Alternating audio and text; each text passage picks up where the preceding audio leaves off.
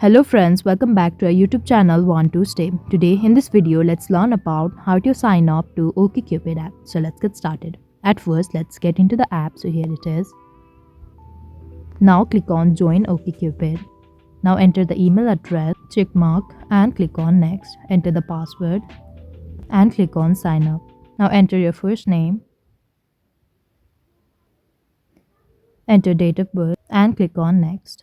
Enable location service or enter the location manually and enter the zip code and click on Next. You can choose your gender, one you want to date and click on Next. Choose the type of dating you want and click on Next. Add a picture and tick mark over here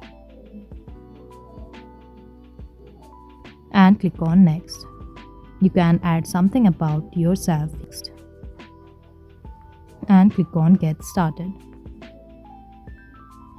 Here we'll get 15 questions and we need to answer that as per your need. You can simply skip them as well. So now we need to enter our phone number to verify and click on Next. So now we are in OkCupid interface. So this is all we need to do to sign up in OkCupid. I hope you liked the video. Please do like and subscribe. Thanks for watching.